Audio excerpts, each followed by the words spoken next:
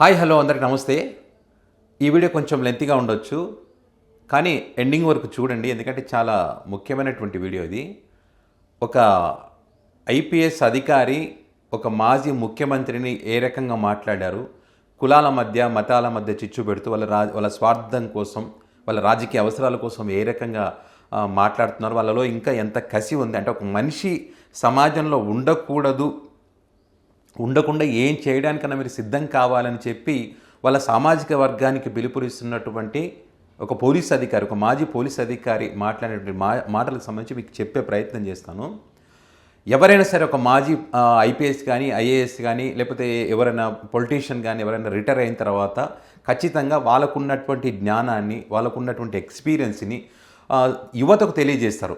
So మేము ఈ రకంగా ఎక్స్పీరియన్స్ చేశాము, మేము పలానా తప్పు చేయడం వల్ల ఈ రకంగా జరిగింది, మేము ఆ అంశాలకు సంబంధించి యువతకు చెప్పే ప్రయత్నం చేస్తారు. మీ జీవితంలో మీరు ఈ రకంగా తప్పు చేయకండి, మీరు ఎదగాల్సినటువంటి పద్ధతి ఇది, మార్గం ఇది అని వాళ్ళు ఒక దారి చూపిస్తారు. సో ఆ మాటలు, వాళ్ళు చెప్పినటువంటి మాటలు కానీ, వాళ్ళు చూపించినటువంటి దారి కానీ వాళ్ళకి ఆదర్శంగా ఉంటుంది, ఆ రకంగా వాళ్ళు ఎదగడానికి అవకాశం ఉంటుంది. కానీ ఇప్పుడు డీజీపీ స్థాయి అధికారి ఏబి వెంకటేశ్వరరావు వాళ్ళ కమ్మ సామాజిక వర్గం సమ్మేళనానికి సంబంధించి అక్కడికి వెళ్ళి మాట్లాడినటువంటి మాటలు నిజంగా అసలు ఆ స్థాయికి తగ్గ మాటలు కానే కాదు. మరి ఇంత దమ్ము ధైర్యం ఉందని చెప్పుకున్నటువంటి వీళ్ళు మరి జగన్మోహన్ రెడ్డి అధికారం ఉన్నప్పుడు ఇవే మాటలు అప్పుడు మాట్లాడాల్సింది, ఎందుకు మాట్లాడలేకపోయారు? మాట్లాడలేదు. ఒక్కసారి ఆయన మాట్లాడినటువంటి మాటలు మీకు వినిపిస్తాను, ఎందుకంటే పూర్తిగా కూడా నేను వినిపించలేను. అది నేను ఒక జగన్మోహన్ రెడ్డిని అన్నారని కాదు, ఇక్కడ ఎవరినైనా సరే, అది చంద్రబాబు నాయుడు గారిని కానీ, పవన్ కళ్యాణ్ గారిని కానీ, ఇంకా ఎవరినైనా సరే ఈ రకంగా మాట్లాడడం కానీ, ఈ రకంగా అంత కసి పెంచుకోవడం అనేటువంటిది కరెక్ట్ కాదనేటువంటిది నా అభిప్రాయం. ఒక్కసారి కొన్ని మాటలు వినండి. ఏమాత్రం వెరపు లేకుండా మంచి మర్యాదలకి, రాజకీయాల్లో గౌరవానికి, అడ్మినిస్ట్రేషన్లో సంప్రదాయాలకి ఏమాత్రం విలువ ఇవ్వకుండా కమ్మవారిని ఓపెన్గా, టార్గెటెడ్గా వాళ్ళని అణిచివేత ఒక యుద్ధ కార్యక్రమంలాగా యుద్ధం ప్రకటించారు. అది వీడు వచ్చిన తర్వాత జరిగినటువంటి కొత్త మార్పు. వీడు జగన్ని ఆ పరిస్థితుల్లో 30వ తారీఖున ప్రమాణ స్వీకారం చేశాడు. అదే రోజు రాత్రి వాడు ఇచ్చిన రెండో జీవో నా ట్రాన్స్ఫర్ చేశాడు, కానీ పోస్టింగ్ ఇవ్వడు. సో 8 నెలల పాటు పోస్టింగ్ లేదు, జీతం లేదు. సరే, బ్యాంకులో ఎంతో కొంత సేవింగ్స్ ఉంటాయి కాబట్టి నడిచిపోయింది. రోజువారీ ఖర్చులు, జీతాలు వస్తే కానీ నడవు అని చెప్పంటే ఆయన కూడా ఒక కాగితం పెట్టండి చూద్దాం అన్నాడు. కాగితం పెడితే గవర్నమెంట్ ఫైల్ కదులుతుంది, ఏ కాగితం లేకపోతే ఎవడు చెప్పినా ఎవడు వినడు, నోటి మాట ద్వారా చెప్తే అన్నాడు. ఆయన చెప్పాడు కదా అని చెప్పి జనవరి 6వ తారీఖున 2020 సంవత్సరం జనవరి 6వ తారీఖున బాబు నాకు పోస్టింగ్ ఇవ్వండి, ఇవ్వకపోతే కనీసం జీతం అన్న ఇవ్వండి అని చెప్పి ఒక లెటర్ పెట్టా, ఒక్క పారాగ్రాఫ్తో 4 వాక్యాల్లో. ఏం స్పందన లేదు. సరేలే, కొత్త సంవత్సరం పండుగలో ఉన్నారో, తర్వాత సంక్రాంతి గొడవల్లో ఉన్నారో అని ఒక 20 రోజులు ఆగి మళ్ళా 28వ తారీఖున మళ్ళీ ఒక రిమైండర్ పెట్టా. వారం రోజులు తిరగకుండా సస్పెన్షన్ ఆర్డర్ చేతిలో పెట్టారు. అంటే ఏంటనమాట, వాళ్ళ ఉద్దేశం ఏంటంటే, నువ్వు జీతం అడిగే సాహసం చేస్తావా? అహంకార ధోరణిలో ఉన్న ప్రభుత్వం ఆ రోజున నన్ను ఎందుకు సస్పెండ్ చేశారో తెలుసుకోవడానికి నేను కోర్టుకు పోవాల్సి వచ్చింది. బయట రాజకీయ వాతావరణంలో చూసాం మనందరం. ఒక తుచ్చుడు, వాడు కుర్చీలో కూర్చునే కుర్చీ కాలి గోటికి కూడా సరిపోని తుచ్చుడు కరోనా కాదు ఇది కమ్మరోనా అంటాడు. ఇంకొకటి చీఫ్ మినిస్టర్ చైర్లో కూర్చున్న విధవా ఎలక్షన్ కమిషనర్కి కులాన్ని ఆపాదించి ఆయన నిర్ణయాన్ని కులానికి అంటగడతాడు. ఇది ఏబి వెంకటేశ్వరరావు మాట్లాడినటువంటి మాటలు. ఇంతకన్నా దారుణంగా ఇంకెవరు మాట్లాడరు. ఒక ముఖ్యమంత్రిగా పనిచేసినటువంటి వ్యక్తిని ఒక తుచ్చుడు, నీచుడు, వెధవ అని చెప్పి ఆయన సంబోధిస్తూ ఉన్నాడు. అయితే ఇక్కడ ఆయన సస్పెండ్ కావడానికి కారణం ఏంటనే దానికి సంబంధించి ఆయన చెప్పట్లే. ఎంతసేపు అవతల వ్యక్తులు ఏం చేస్తారనే దానికి సంబంధించి చెప్తా ఉన్నాడు. ఆయన ఎందుకు సస్పెండ్ అయ్యాడు? 2014, 2019 టీడీపీ అధికారంలో ఉన్నప్పుడు, ఈయన ఇంటెలిజెన్స్ విభాగంలో పనిచేస్తున్నప్పుడు ఇజ్రాయెల్తో ఫోన్ ట్యాబ్కి సంబంధించినటువంటి పరికరాలు కొనుగోలు చేసి ఇక్కడ ఉన్నటువంటి ఎమ్మెల్యేల యొక్క వాళ్ళ రికార్డులు చేయడం, వాళ్ళ మాటలను రికార్డు చేసి ఫోన్ ట్యాపింగ్లు చేసి ఆ ఎమ్మెల్యేలందరినీ 23 మంది ఎమ్మెల్యేలను టీడీపీ పార్టీలో చేరే విధంగా చేసినటువంటి వ్యక్తి ఏబి వెంకటేశ్వరరావు. సో దానికి సంబంధించిన మాట్లాడాడు. ప్రభుత్వ ఉద్యోగమైన ఎందుకు ఈ కక్ష అంటే, మరి నీ మీదే ఎందుకు సస్పెండ్ విధించారు? ఇదే కమ్మ సామాజిక వర్గానికి చెందినటువంటి వాళ్ళు అనేక మంది పదవుల్లో ఉన్నారు కదా, ఐఏఎస్లుగా, ఐపీఎస్లుగా, ఇతర శాఖల్లో అనేక శాఖల్లో పనిచేస్తూ ఉన్నారు కదా. వాళ్ళకి ఎందుకని ఈ రకమైనటువంటి పరిస్థితి రాలేదు? మీకు ఒక్కరికే ఎందుకు వచ్చింది? మీరు ఒక్కరి సస్పెండ్ కావడానికి కారణం ఏంటి అంటే, ఒక ప్రభుత్వ ఉద్యోగి తన బాధ్యతలు మాత్రమే నిర్వర్తించాలి. ప్రభుత్వ ఉద్యోగిగా ప్రజలకు సేవలు అందించాలి.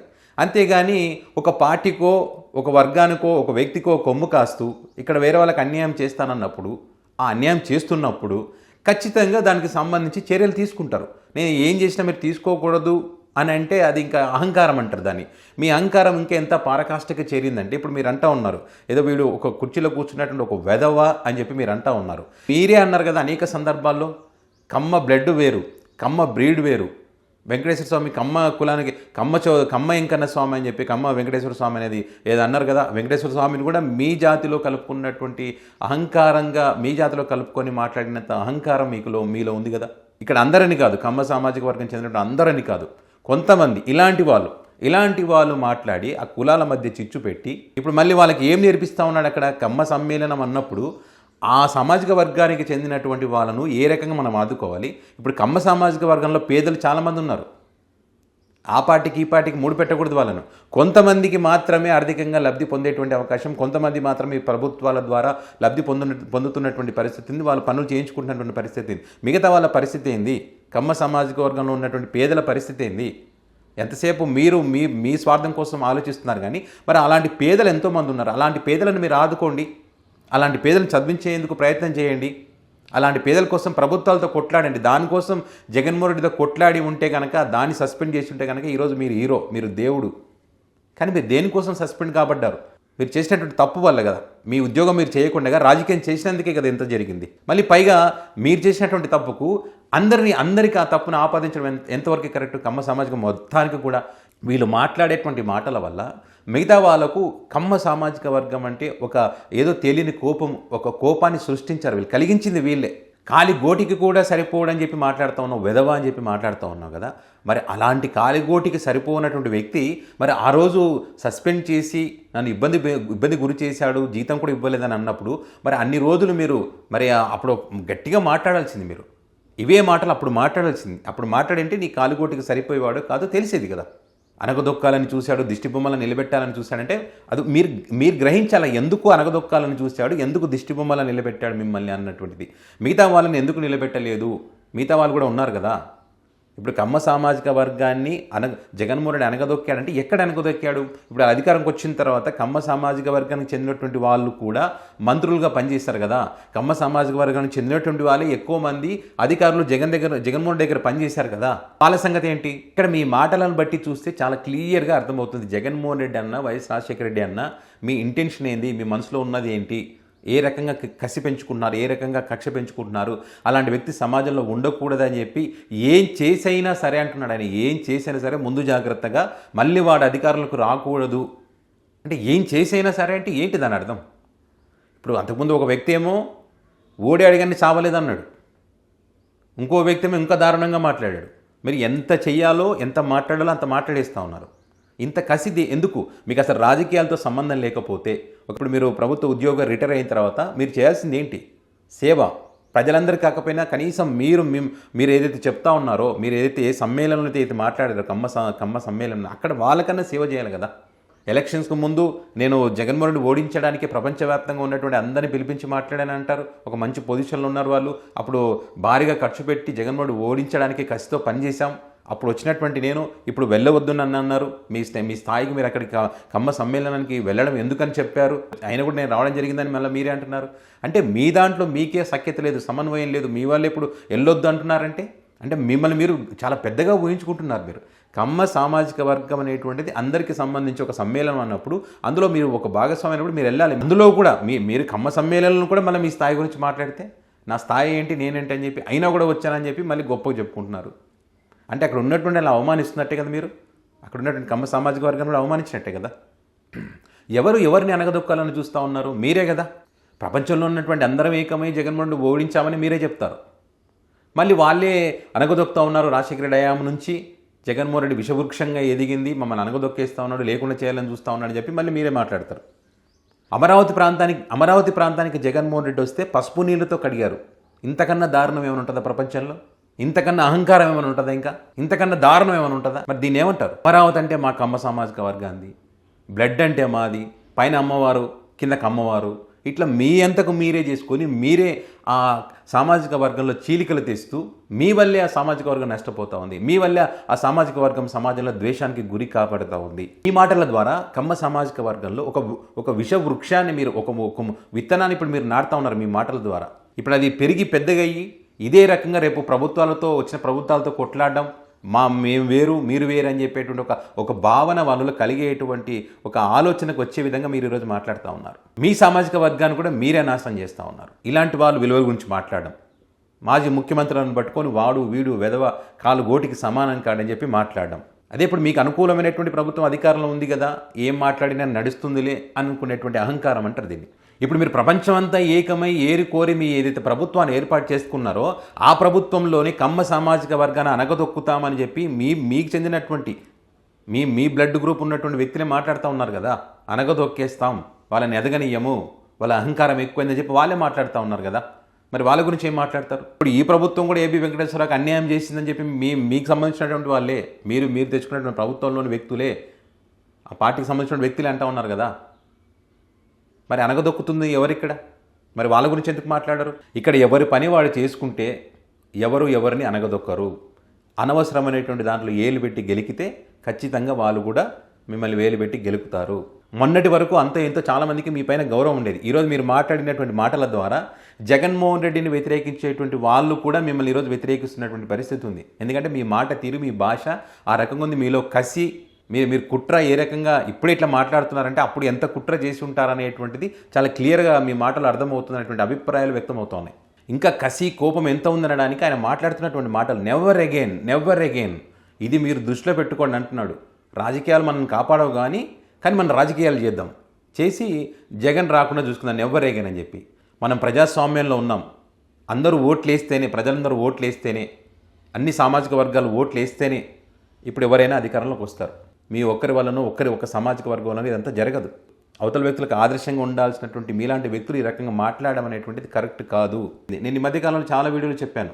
ఎక్కడ పోయినా ఎవరైనా జనసేన అయినా, టీడీపీ అయినా, జాతీయ స్థాయి నాయకులైనా, ఎవరైనా ఏ టీవీ డిబేట్లోనైనా, ఏ పత్రికలైనా జగన్ పేరు ప్రస్తావన లేకుండా రాజకీయాలు లేవు, చర్చలు లేవు, డిబేట్లు లేవని చెప్పి. సో ఇక్కడ కూడా జగన్మోహన్ రెడ్డి ప్రస్తావనే వచ్చింది. ఫైనల్గా ఆయన ఏమన్నారనేది కూడా మీకు వినిపిస్తాను, అది కూడా వినండి ఏం మాట్లాడారో. ఇంత దుర్మార్గం, ఇంత రాక్షసత్వం, ఇంత కర్కసత్వం, ఇంత నియంతృత్వానికి మన అందరం గురి కావడం అనేది చరిత్రలో మళ్ళీ ఇంకొకసారి జరగకూడదు అనే కఠినమైనటువంటి నిర్ణయానికి మీరు అందరూ రావాల్సిందిగా కోరుతున్నాను. నెవర్ అగైన్ ఇటువంటి వాడిని మళ్ళా అటువంటి అధికారం పొందకుండా అహర్నిశలు కావాలంటే కష్టపడాల్సినటువంటి బాధ్యత మన అందరం తీసుకోవాలి. ప్రజలందరూ తీసుకునేలాగా కూడా మనం ప్రోత్సహించాలి. దీనికోసం మనం ఏం చేయాల్సి వచ్చినా కానీ ముందు జాగ్రత్త చర్యలు కానీ చేపట్టాలి అని చెప్పి మీ అందరికీ పిలిపిస్తున్నా. ఇది ఏం చేయడానికని సిద్ధంగా ఉండాలి, అహర్నిశలు కృషి చేయాలి, ప్రజలకు కూడా మనం చెప్పాలి, ప్రజలను కూడా చైతన్యవంతులు చేయాలి అనేటువంటిది. ఎవరైనా ఈ మాటలు చెప్తారా? ఒక వ్యక్తి కోసం ఇంత టార్గెట్ చేస్తారు ఎవరైనా ఇంత దారుణంగా? నెవర్ అగైన్ అంట. ఎవరైనా సమ్మేళనానికి పోయి ఏం చెప్తారు? అహర్నిశలు మన సమాజం కోసం, మన పిల్లల కోసం, మన పిల్లల భవిష్యత్తు కోసం మనము పాటుపడాలి, దానికి ప్రజల మద్దతు కూడా తీసుకుందామని చెప్తారు ఎవరైనా సరే, ఎక్కడైనా సరే. కానీ ఆయన చెప్తున్నది ఏంటి? జగన్మోహన్ రెడ్డి టార్గెట్గానే ఒక విధ్వంసాన్ని, ఒక విభేదాలను, ఒక వివాదాస్పదమైన నిర్ణయాలను తీసుకునే విధంగా ఈయన మాట్లాడడం జరిగింది. ఏబీ వెంకటేశ్వరరావు గారు మాట్లాడినటువంటి మాటలు జగన్మోహన్ రెడ్డిని ఉద్దేశించి ఇక్కడ అందరూ కమ్మ సామాజిక వర్గంలో ఉన్న అందరూ కూడా ఇదే రకంగా ఉంటారనేటువంటి అభిప్రాయాలు ఎవరికీ లేవు.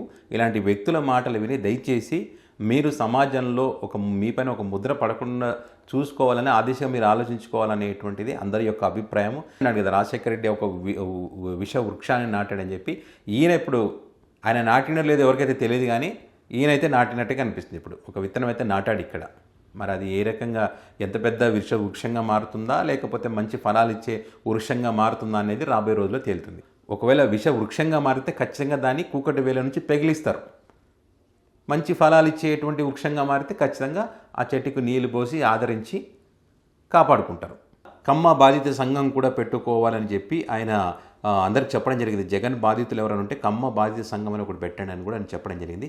సో దీనికి సంబంధించి మీ అభిప్రాయాన్ని కామెంట్ రూపంలో పెట్టండి. ఇప్పటికైతే చాలామంది సార్ జగన్మోహన్ రెడ్డి గురించి ఆరోపణలు చేసిన వాళ్ళు, జగన్మోహన్ రెడ్డి గురించి ఈ రకంగా దారుణంగా మాట్లాడినటువంటి వాళ్ళందరికీ కూడా కర్మ అనేది ఒకటి వెంటాడుతూ ఉంది. ఈ 6-7 నెలల కాలంలోనే ఆ కర్మ ఏ రకంగా వెంటాడిందో, కాలమహిమ ఏ రకంగా ఉందో అందరూ చూశారు. ఖచ్చితంగా మీరు కూడా చూస్తారు, చూసే రోజులు దగ్గరలోనే ఉన్నాయనేటువంటి అభిప్రాయాలను అయితే వ్యక్తం చేస్తూ ఉన్నారు.